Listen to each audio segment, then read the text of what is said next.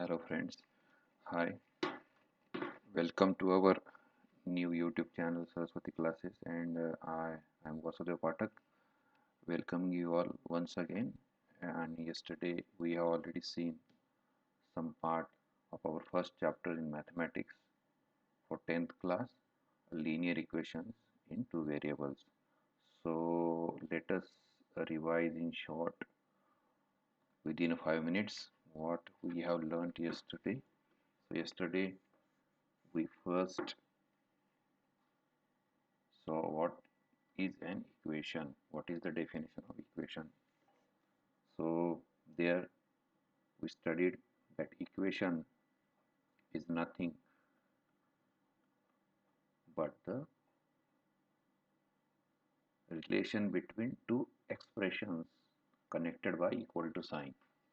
Okay, so this part to the left hand side and this part to the right hand side to the equal to sign is called an expression. Okay, this is also an expression, this 15 is also expression. Okay, and both these expressions are connected by equal to sign. Then this 3x is one term, this is another term, and it is connected by operator. Okay, then in this 3x, this 3 is called coefficient, we all know that, and x is variable, this x is variable. Okay, and equations are meant to solve for the variables. हम यहाँ पर क्या करते हैं असल में बाद में कि एक्स वाई जो भी वेरिएबल्स होते हैं उनकी वैल्यू हम कैलकुलेट करते हैं. ओके, उसके बाद हमने देखा कल की degree degree of the equation क्या होती है. ओके, तो डिग्री ऑफ द इक्वेशन में हमने क्या देखा कि अगर कोई इक्वेशन हम लिखते हैं कि for example this 3x² y² plus 5xy² plus 5xy like this plus 5y is equal to 15. Okay, तो अगर ऐसा ये इक्वेशन है, इसमें जो टर्म्स है वो कम कम ज़्यादा हो सकती है. तो उसमें हमने क्या देखा कि ईच टर्म में, हर एक टर्म में जिसमें वेरिएबल हो, फिर वो वेरिएबल एक हो सकता है, दो हो सकते हैं, तीन हो सकते हैं, तो उन वेरिएबल की जो पावर है, अगर एक से ज़्यादा है तो तब की बात है, अगर एक ही है तो कोई बात नहीं. जैसे कि अभी ये 5y है तो ये y की पावर 1 है, तो इस ये जो टर्म है इसकी डिग्री 1 हो गई, टर्म की डिग्री. अब यहाँ पे x की पावर 1 है, y की 1, तो इस टर्म की डिग्री 2 हो गई. यहाँ पर x की पावर 1 है, y की पावर 2 है, तो 2 + 1 3, तो इस टर्म की डिग्री 3 हो गई. ओके, और यहाँ पे इस टर्म की डिग्री 4 हो गई. तो किसी भी इक्वेशन में जितनी भी टर्म्स होती है, वेरिएबल जिसमें हो ऐसी टर्म्स, क्योंकि ये भी एक टर्म है 15 लेकिन इसमें कोई वेरिएबल नहीं है, तो इसकी डिग्री तो 0 है. इस टर्म की डिग्री, अगर हम इसकी डिग्री की बात करें तो किसी भी इक्वेशन में जितनी चाहे टर्म्स हो, उस वेरिएबल, और उस टर्म में अगर वेरिएबल हो, फिर वो वेरिएबल एक हो, दो हो, तीन हो, वो भी अलग बात, तो उनकी जो पावर्स होती है, ओके, उनकी पावर की जो एडिशन होती है वो उस टर्म की डिग्री होती है. और ऐसी सारी टर्म्स की डिग्रियां निकालने के बाद जो भी हाईएस्ट डिग्री होती है उस इक्वेशन में, जितने भी टर्म्स है उनमें से, तो वो उस इक्वेशन की डिग्री होती है. तो ये जो हमने ऊपर इक्वेशन लिखा, इसकी डिग्री 4 है. ओके, तो हमने पहले ये क्लियर कर लिया कि what is an equation and what is the degree of the equation. Okay, okay, it was a necessary for our next part. तो हमारा नेक्स्ट पार्ट क्या था? तो हमारा नेक्स्ट पार्ट था लीनियर इक्वेशन. तो हमने उसमें क्या देखा कि linear equation in two variables. तो हमने डेफिनेशन में क्या देखा कि चूंकि अभी नाम ही है कि linear equation in two variables, तो जाहिर सी बात है उसमें दो वेरिएबल्स होंगे. ये पहली बात थी. फिर उसके बाद हमने क्या देखा कि उस इक्वेशन में जितनी भी टर्म्स होंगी, उस टर्म वेरिएबल होंगे, अगर उस टर्म में वेरिएबल होंगे, ऐसे टर्म की डिग्री 1 होगी। ओके, अब यहाँ पे x रेस टू 1 है, y रेस टू भी 1 है, तो ये जो दोनों टर्म है, 2x एक टर्म है, 3y एक टर्म है, इन दोनों की डिग्री एक एक हो गई। ओके, तो हाईएस्ट डिग्री क्या रही इस इक्वेशन की? तो 1। So that is why the degree of this equation is 1 and that is why ये लीनियर इक्वेशन होगा। ओके, और इसके बाद और दो एक दो कंडीशंस क्या थी कि जब हमने उसका जनरल फॉर्म देखा, general form of a linear equation is a plus B Y plus C is equal to 0। उसमें हमने क्या देखा कि एक्स वाई तो वेरिएबल है, लेकिन a b एंड c ये होंगे are the real numbers. Okay, अभी मैंने कल रियल नंबर का एक सिंपल सा डेफिनेशन बताया था कि ऐसा रियल नंबर्स क्या होते हैं। अभी मैथमेटिक्स में तो रियल नंबर्स के बारे में ऐसा कहा गया है कि जो रैशनल और इरैशनल दोनों नंबर मिला के सेट बनता है, उसको हम रियल नंबर्स कहते हैं। लेकिन रियल नंबर्स का एकदम से सबके समझ में ऐसा डेफिनेशन क्या है कि नंबर लाइन पर जितने भी सारे नंबर मौजूद है, ओके, वो सारे रियल नंबर्स होते हैं। ओके, तो अभी हम यहाँ पे तो जनरली इंटीजर ही लिखते हैं, तो ये 1 और 2, 2 और 3, 3 और 4, ये जो सारे पॉजिटिव नंबर्स है, देनी है लेफ्ट हैंड साइड में नेगेटिव नंबर्स है, इनके बीच में भी इनफाइनाइट नंबर्स मौजूद है। ओके, तो वो सारे नंबर्स भले ही वो निगेटिव हो पॉजिटिव हो। अब मैंने यहाँ पे लिखा है इसे, अब ये एक नंबर है, डेसिमल पॉइंट के बाद मैंने करीब करीब 8 डिजिट लिख दिए। अब ये नंबर कहाँ पर होगा? तो ये नंबर होगा दो -2 और -3 के बीच में। ओके, अब मैंने यहाँ पर ऐसा लिखा। अब मुझे पता है कि ऐसा नंबर अगर हमें कोई कहे कि ये नंबर लाइन पे इसको डिनोट करो, दिखाओ, तो ये थोड़ा प्रैक्टिकली मुश्किल काम है, लेकिन हम करीब ये तो बता सकते हैं कि ये नंबर 1 और 2 के बीच में है, बिकॉज इट इज़ 1.73। ओके, तो ये नंबर कहीं पर तो यहाँ पे मौजूद है।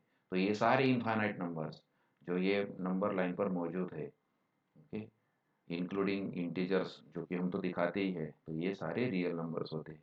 ये इसकी बहुत सिंपल डेफिनेशन है। तो यहाँ पर हमने क्या कहा कि ए बी एंड सी जो भी है वो सारे, sorry, A B and C linear equation में हमारे रियल नंबर्स होंगे। ओके, और ए और बी एक साथ जीरो नहीं हो सकते at the same time.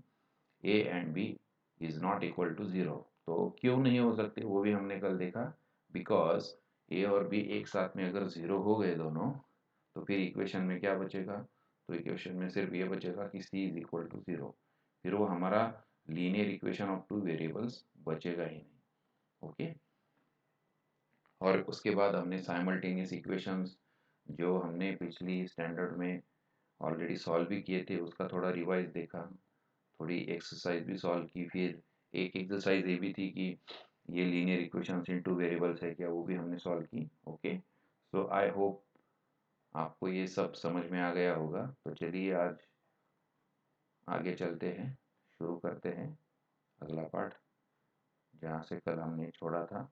Okay, so practice set 1.1 ये बहुत ही सिंपल है। ओके, क्यों सिंपल है वो दिख रहा है सामने, because 5x plus 3y is equal to 9 है, and then 2x minus 3y is equal to 12 है। ओके, तो यहाँ पे प्लस 3y माइनस 3y सामने दिख रहे हैं, तो इनको अगर हम ऐड भी कर दें दोनों इक्वेशन को, तो भी अपना काम बन जाएगा।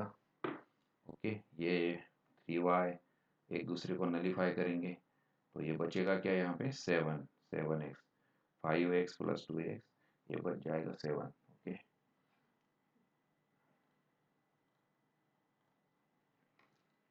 यहाँ पे ये बचेगा 7x, और यहाँ पे बचेगा 9 plus 12 is equal to 21, that is why x is equal to 21 divided by 7, so x is equal to 3। okay, By placing x is equal to 3 in equation 1, we get 5 into 3 plus 3y is equal to 9. So 3y becomes 9 minus 15. Okay, so 3y is, what is 9 minus 15? It is minus 6. Okay, so y is equal to minus 6 divided by 3, which is minus 2. So x is equal to 3 and y is equal to minus 2 is the solution of these both equations. Okay, so I hope ये बहुत simple है, आपको समझ में आ गया होगा। कल ऐसे ही एग्जांपल्स हमने देखे भी थे। ओके, चलिए आगे चलते हैं, क्योंकि हमें आगे में बहुत सारे क्वेश्चन सॉल्व कर रहे हैं। ओके, देखिए, solve the following simultaneous equations. अभी इसमें पहला जो दिख रहा है वो भी अभी जो जो हमने सॉल्व किया वैसा ही लग रहा है, बिल्कुल सिंपल है, क्योंकि दोनों इक्वेशन में 5 भी है। ओके, तो यहाँ पे कुछ कैलकुलेशन बचा ही नहीं। तो अगर हम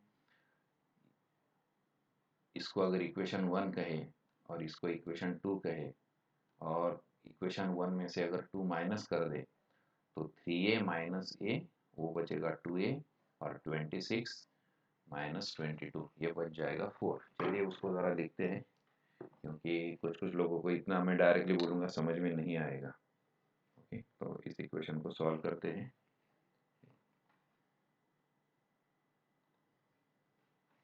so let us right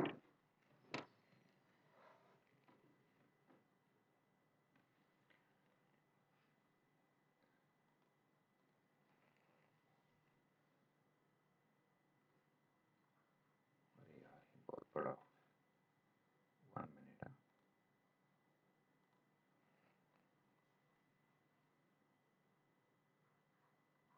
3a plus 5b is equal to 26. Okay, so we called it as a equation first, then a plus 5b is equal to 22. So we denote it as the equation number 2. So what we can say, by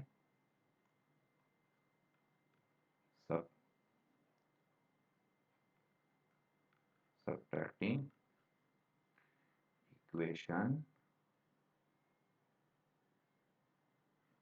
second from equation first, so what we will get, so हम यहाँ पे लिखते हैं 3a plus 5b is equal to 26 minus a plus 5b to 22. Okay, अब क्योंकि हम minus कर रहे हैं तो ये माइनस हो जाएगा, ये भी माइनस हो जाएगा, और ये भाई साहब भी माइनस हो जाएंगे। तो ये 5b एक दूसरे को नलीफाई करेगा, फिर 3a माइनस ए ये बचेगा 2a, और 26 माइनस 22 ये हो जाएगा 4। Therefore a is equal to 2। तो अभी हमें a की वैल्यू मिल गई, इसको हम थर्ड कहेंगे, third. So by putting a is equal to 2 into equation 2, अब इक्वेशन 2 में हम इसकी वैल्यू डालेंगे। तो इक्वेशन 2 क्या है, a plus 5b is equal to 22। So अभी हमें a की वैल्यू मिल गई 2, so 2 plus 5b is equal to 22। Therefore 5b is equal to 20। ये दो राइट हैंड साइड में जाएगा, 22 में से माइनस हो जाएगा, and therefore b is equal to 4।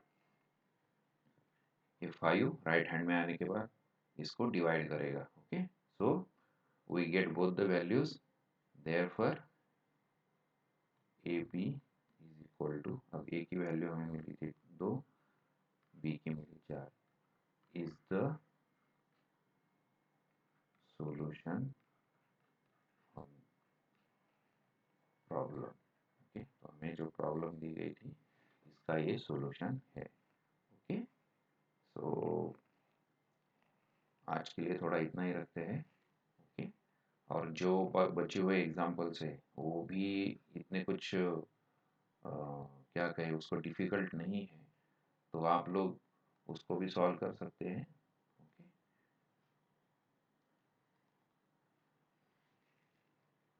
तो ये आप कर सकते हैं, इसमें कोई बड़ी बात नहीं है। तो कल हम जो आगे का है, graph of linear equations into variables, वो चालू करेंगे। ओके, कल का वीडियो बहुत लंबा हो गया था, तो इसलिए आज इतना ही करते हैं और यहाँ पे रुकते हैं। Okay guys, so thank you very much and keep watching.